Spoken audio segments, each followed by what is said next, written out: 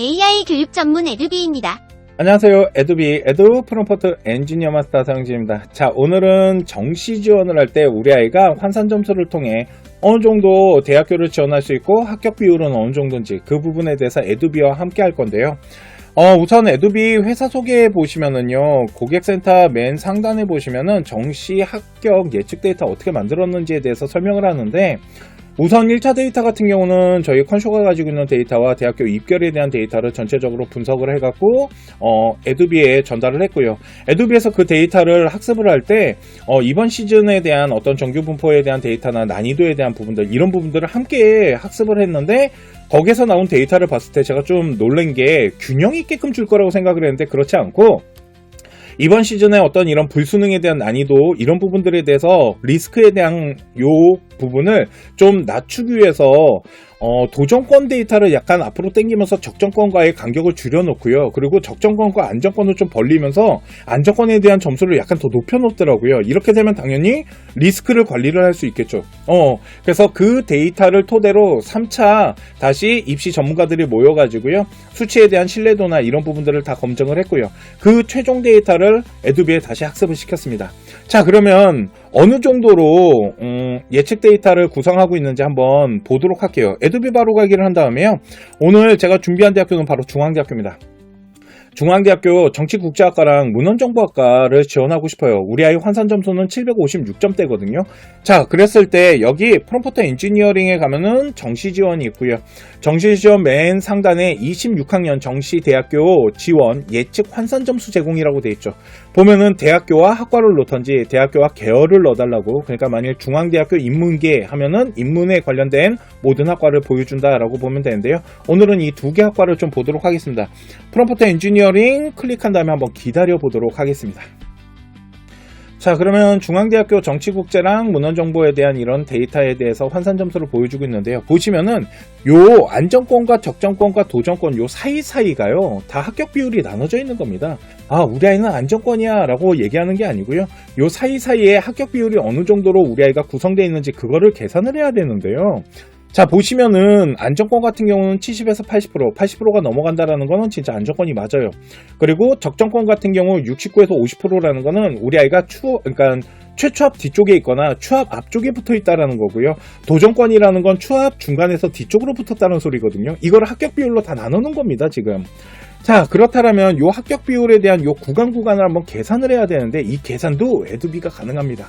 자, 여기 보시면은 정시 합격 구간 비율 계산할 때 이 데이터 사용하시면 됩니다라고 제공해 주잖아요. 여기 나와 있는 거를 이렇게 복사를 해가지고요, 아래쪽에다가 프롬프트 창에다 붙이기를 하고요.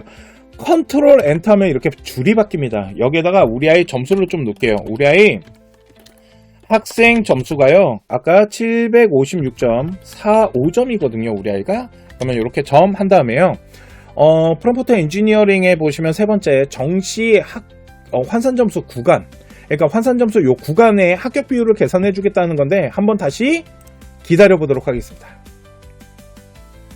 자, 그러면 정치와 문헌정보에 대한 합격 구간을 구해줬는데, 정치국제학과 같은 경우는 안정권 라인 문헌정보학과에 대한 부분인데, 정치국제학과 같은 경우는 적정권 라인으로 합격 비율이 54.56%, 그러니까 요 사이에 걸려 있잖아요. 지금 적정권과 도전권, 그 사이에, 안정권, 그 사이에 걸려있기 때문에 합격률이 50%에서 약간 앞쪽으로 붙었다고. 대신, 문헌정보학과 같은 경우는 지금 80% 이상입니다. 그렇기 때문에 충분히 지원을 가능한 756점대 우리 아이 점수라면은, 지금 보시면은 문헌정보학과 안정권은 756.37이니까 그거보다 조금 앞으로 더 붙었잖아요. 그러니까 80% 이상이니까 이건 안정권. 그러면 우리 아이가 정치국제학과를 넣었을 땐 적정권이지만, 적정권도 약간 뒤쪽으로 붙어있는 적정권이라면 현재 문헌정보학과를 지원했을 때는 안정권을 넣을 수 있잖아요. 이런 경우는 문헌정보학과를 지원하는 게 훨씬 구간 데이터상으로는 안정권을 형성할 수 있다는 겁니다. 이렇게 데이터를 구성할 수 있는데, 또 하나가 있어요. 그게 뭐냐면, 우리 아이가 만약에 문헌정보학과를 지원하고자 합니다. 지금 문헌정보학과를 지원하면은 요렇게 다시 복사를 할게요. 복사하고요. 자, 보면 문헌정보학과를 우리 아이가 구간 고정 데이터를 가지고 정규 분포를 가지고 위치를 찾아보면 안정권이 떠요. 그래서 이거를 다시 붙이기를 하고, 요번엔 뭘 할 거냐면요, 얘네가 또 진학사 배터리 계산이 됩니다.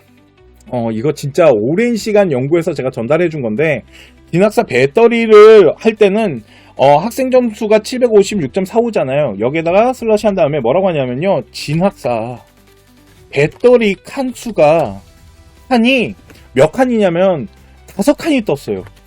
5칸이 떴다라는 건 솔직히 문헌정보학과에 지금 우리 아이보다 좋은 아이들이 조금 몰려 들어오긴 들어왔다는 소리거든요.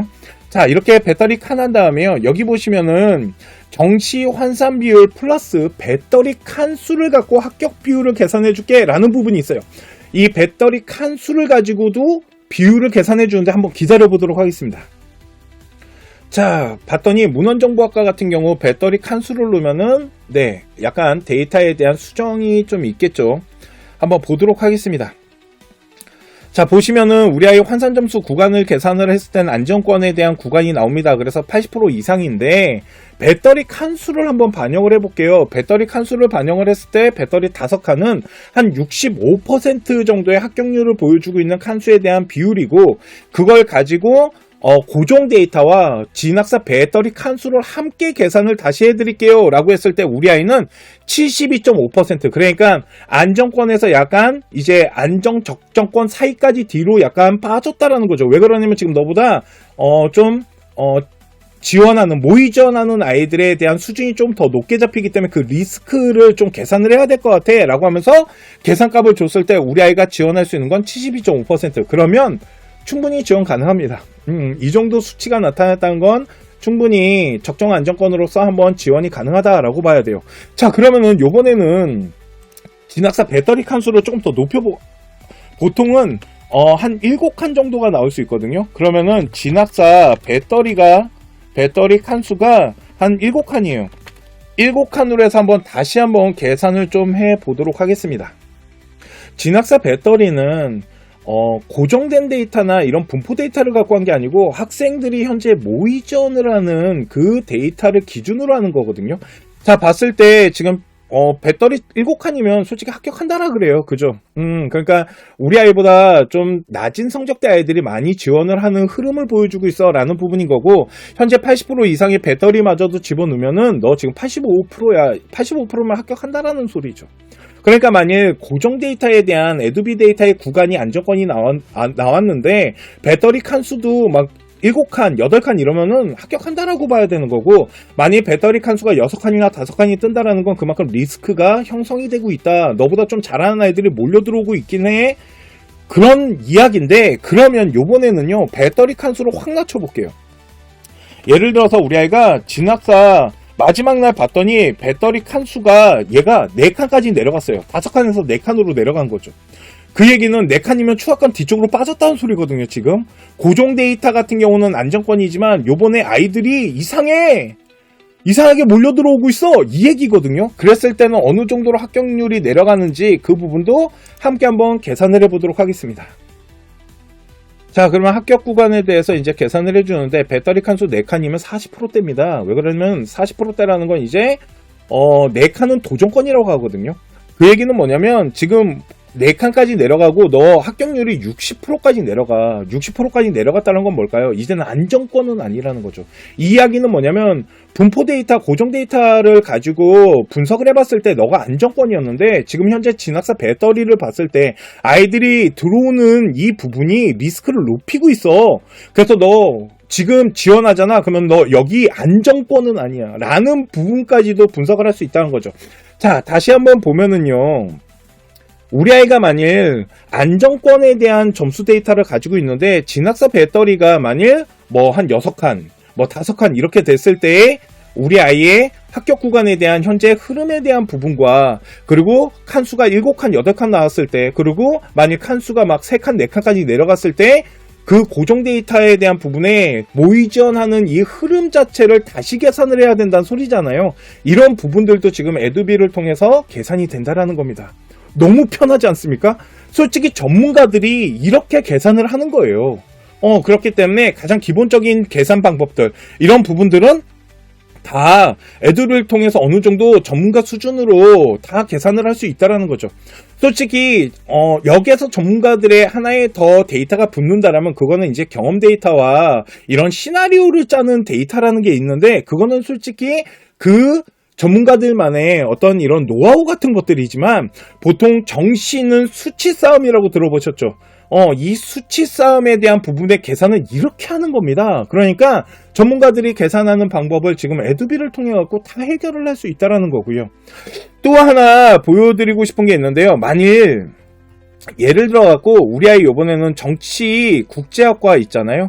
이 정치 국제학과를 가지고 합격 비율 계산을 좀 하고 싶은데, 이 비율 계산을 할 때요, 컨트롤 엔터 하고요, 우리 학생 점수가 몇 점이었냐면 756.45점이었습니다. 그죠?